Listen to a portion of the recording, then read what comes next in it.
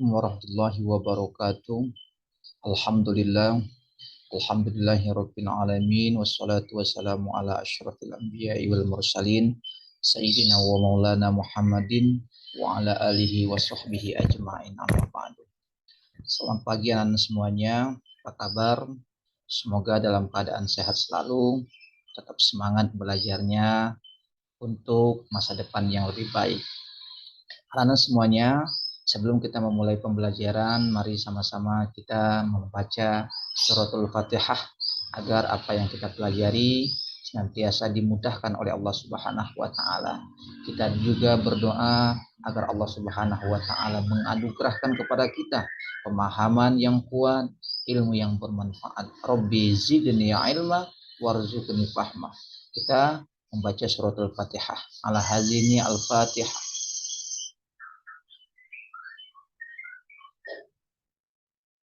Baik anak-anak semuanya, materi kita pada pagi hari ini yaitu bab 3 Pendidikan Agama Islam dan Budi Pekerti kelas 7 semester 1. Babnya adalah bab Toharo dengan tema semua bersih, hidup jadi nyaman. Kita langsung saja.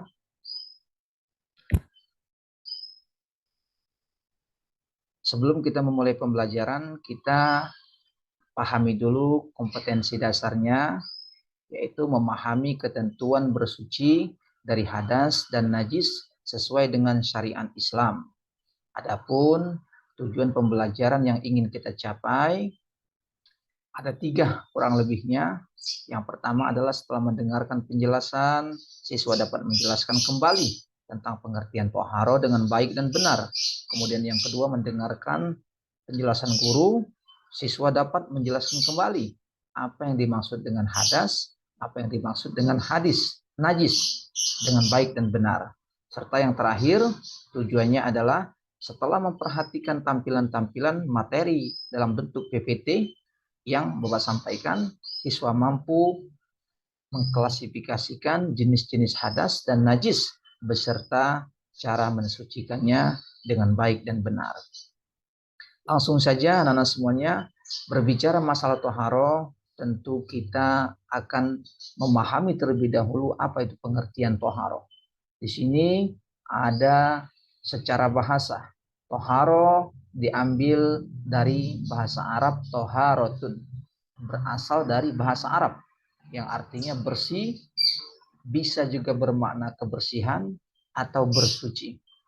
Kemudian toharo menurut istilah adalah membersihkan diri, pakaian, tempat, dan benda-benda lain dari najis dan hadas menurut cara-cara yang telah ditentukan oleh syariat Islam atau ajaran Islam. Kemudian kegiatan bersuci atau toharo dapat dilakukan dengan cara berwudu, bertayamum, atau istinja, kemudian mandi besar, dan bersuci dengan membersihkan pakaian, kemudian badan, serta tempat dalam rangka ibadah kepada Allah Subhanahu wa taala. Ada sebuah dalil dari Al-Qur'an tentang toharo, yaitu terdapat dalam surat Al-Baqarah ayat 222. Coba baca. Bismillahirrahmanirrahim. Innallaha yuhibbut tawwabina wa yuhibbul mutatahhirin. Artinya, sesungguhnya Allah menyukai orang-orang yang taubat dan menyukai orang-orang yang mensucikan diri. Dari ayat ini dapat dipahami bahwa toharo dalam kehidupan sangatlah penting sebagai modal awal kita beribadah kepada Allah Subhanahu wa taala. Allah cinta kepada orang yang kembali atau bertobat kepada Allah Subhanahu wa taala, dan Allah juga cinta kepada orang-orang yang bersih. Bersih fisiknya, bersih hatinya, ikhlas karena Allah Subhanahu wa taala. Kita lanjutkan. Kemudian pembagian toharo itu ada 2. Yang pertama dari hadas dan najis. Nah, di sini di tampilan PPT ini adalah pembagian hadas dan tata cara mensucikannya. Namun sebelumnya kita harus paham dulu apa itu hadas. Hadas adalah suatu kondisi di mana seseorang dalam keadaan tidak suci menurut ketentuan syariat atau syarak hukum Islam. Kemudian hadas adalah keadaan seseorang yang tidak boleh dia melakukan ibadah kepada Allah Subhanahu wa taala. Oleh karena itu hadas nanti dibagi menjadi dua macam. Yang pertama adalah hadas kecil, kemudian yang kedua adalah hadas besar. Apa itu hadas kecil? Hadas kecil merupakan hadas yang disebabkan oleh hal-hal sebagai berikut. Yang pertama, keluarnya sesuatu dari dubur dan kubul. Kemudian yang kedua, menyentuh dubur atau kubul dengan telapak tangan, sengaja atau tidak sengaja, punya sendiri atau orang lain. Kemudian yang ketiga, hilang akal karena tidur, kemudian karena epilepsi atau gila dan mabuk dan lain sebagainya. Kemudian yang terakhir, bersentuhan antara kulit perempuan dan laki-laki yang bukan mahram. Kemudian bagaimana cara mensucikannya? Harus kecil. Caranya adalah dengan berwudu atau bertayamum apabila tidak ada air. Kemudian kita lanjut, hadas besar. Apa itu hadas besar? Hadas besar adalah kondisi hukum di mana seseorang sedang dalam keadaan janabah. Janabah apa itu? Janabah adalah status hukum yang tidak berbentuk fisik, sehingga janabah tidak identik dengan kotoran. Hadas besar merupakan hadas yang disebabkan oleh hal-hal sebagai berikut. Yang pertama, berhubungan suami istri bagi yang sudah menikah. Kemudian datang bulan haid bagi perempuan atau wanita. Kemudian keluarnya darah nifas bagi wanita yang sudah bersuami yang melahirkan. Kemudian wiladah atau melahirkan, darah wiladah. Kemudian keluar mani, ya. Kemudian yang terakhir meninggal dunia. Nah, inilah yang menyebabkan seseorang harus mandi atau terkena hadas besar. Bagaimana cara mensucikannya? Cara mensucikannya, mandi wajib atau bertayamum apabila tidak ada air. Jadi kalau hadas kecil dengan cara berwudu atau bertayamum bila tidak ada air, sedangkan hadas besar dengan cara mandi janabah atau mandi besar dan tayamum apabila tidak ada air. Agar apa? Agar ibadah yang kita lakukan sah. Kemudian tadi kita telah menjelaskan tentang macam-macam hadas. Sekarang kita menjelaskan macam-macam najis dan cara mensucikannya. Najis, apa itu najis? Harus kita pahami dulu anak-anak semuanya. Najis adalah suatu benda kotor yang menyebabkan seseorang tidak suci. Seperti kotoran manusia, kotoran hewan, bangkai, darah, nanah, miras, anjing, dan babi. Ya, kemudian najis dibagi menjadi tiga. Yang pertama disebut dengan najis mukhaffafah atau najis ringan. Kemudian yang kedua disebut dengan najis mutawasito, najis sedang. Dan yang terakhir adalah najis mughallazo atau najis berat. Apa itu najis mukhaffafah? Najis mukhaffafah adalah merupakan najis yang tergolong ringan. Nah, contohnya bagaimana? Air kencing bayi laki-laki yang usianya belum mencapai 2 tahun dan belum makan atau minum kecuali ASI, air susu ibunya. Nah, kalau kita terkena najis ini, bagaimana cara mensucikannya? Cukup dipercikan air yang suci, ya, air mutlak pada tempat yang terkena najis, maka sudah cukup untuk kita melaksanakan ibadah. Kemudian yang kedua adalah najis mutawasito. Apa itu najis mutawasito? Najis yang tergolong sedang. Kebanyakan najis yang tergolong dalam jenis najis ini atau najis mutawasito ini seperti darah, nanah, kotoran manusia, binatang, muntah ya, bangkai dan minuman yang memabukkan atau yang sejenis dengan khamar. Najis ini dibagi menjadi dua. Yang pertama disebut dengan najis ainiyah. Kemudian yang kedua najis hukmiyah. Nah, najis mutawasito ainiyah yaitu najis yang dapat diketahui dengan indera seperti warna, bentuknya atau baunya atau rasanya. Bagaimana cara mensucikannya?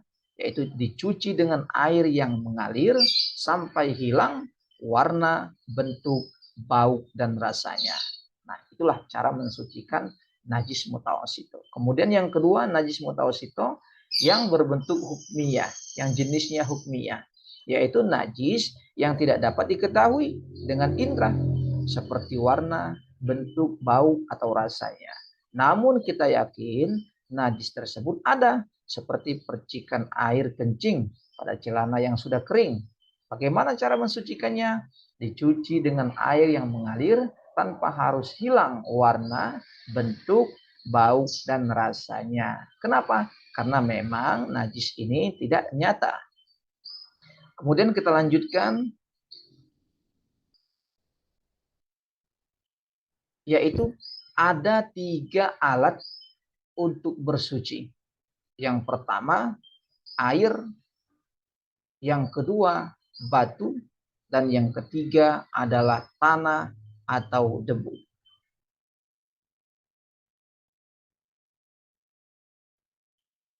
Kemudian macam-macam air. Kita bahas dulu air ya. Nanti baru kita bahas masalah batu, debu, dan lain sebagainya. Kita bahas masalah air. Air terbagi menjadi 4. Ya. Ada yang disebut dengan air mutlak, yaitu air yang suci dan dapat dipergunakan untuk bersuci serta belum berubah keadaannya. Jadi itu disebut dengan air mutlak. Contohnya air sumur, ya, air sumber mata air, air hujan, dan seterusnya. Kemudian ada yang disebut dengan air mustakmal, yaitu air suci tetapi tidak dapat dipergunakan untuk bersuci karena telah dipergunakan untuk bersuci sebelumnya. Kemudian air musammas, yaitu air suci tetapi makruh digunakan untuk bersuci, seperti air yang terkena panas matahari karena dapat mengakibatkan penyakit kulit, jadi berbahaya untuk fisik manusia. Kemudian yang terakhir, air mutanajis, yaitu air yang terkena najis. Air ini tidak dapat dipergunakan untuk bersuci jika telah berubah salah satu sifatnya, apakah baunya, ataukah rasanya, ataupun warnanya. Nah, kita membahas tentang air mutlak. Air mutlak, apa itu air mutlak? Air mutlak adalah air yang suci dan mensucikan, serta tidak makruh bila digunakan. Maksudnya adalah bahwa air ini selain suci, juga dapat digunakan untuk bersuci. Nah, jadi jenis air mutlak ini apa saja anak-anak semuanya? Yang pertama air hujan, suci dan mensucikan, atau air yang dari langit. Kemudian air laut, ya, airnya banyak dan itu suci dan mensucikan. Kemudian air mutlak lainnya air sungai, air dari mata air, kemudian air telaga, ya, air embun, dan air salju, air es. Itu termasuk 7 golongan daripada air mutlak, dan 7 golongan air-air ini dapat digunakan untuk bersuci. Kemudian yang terakhir anak-anak semuanya, dari kita mempelajari apa pengertian toharo, kemudian dalilnya, kemudian pembagian hadas, pembagian najis, ya, bagaimana cara mensucikannya. Terakhir, apa hikmah toharoh dalam kehidupan kita. Di sini anak-anak semuanya, hikmahnya paling tidak ada 6. Yang pertama, mendidik manusia agar selalu hidup bersih dan suci. Yang kedua, perbuatan bersih, ya, perbuatan toharo itu sangat dicintai oleh Allah Subhanahu wa taala sebagaimana disebutkan dalil di atas. Yang ketiga, menjaga badan tetap segar, nyaman, dan sehat tentunya.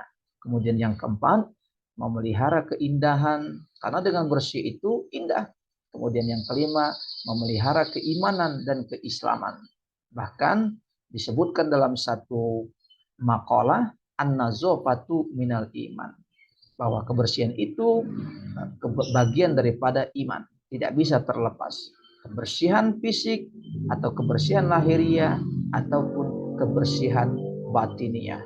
Yang terakhir adalah dapat memotivasi diri untuk lebih bisa membersihkan diri dari noda, dosa, dan kemaksiatan. Inilah 6 hikmah dari toharo yang kita pelajari pada pertemuan pertama ini. Baik anak-anak semuanya, itu saja yang bisa Bapak sampaikan. Terakhir ada evaluasi berupa tugas. Nanti silakan dikerjakan di buku latihannya 5 soal. Yang pertama, mengapa tohara itu penting? Kemudian yang kedua, jelaskan perbedaan antara hadas dan najis. Kemudian yang ketiga, sebutkan macam-macam najis dan berikan contohnya. Kemudian yang keempat, sebutkan hal-hal yang menyebabkan orang itu berhadas besar. Dan yang terakhir, mengapa perempuan yang sedang haid tidak boleh melaksanakan sholat ataupun puasa. Kita tutup pertemuan kita, pembelajaran kita dengan sama-sama membaca Alhamdulillah. Assalamualaikum warahmatullahi wabarakatuh.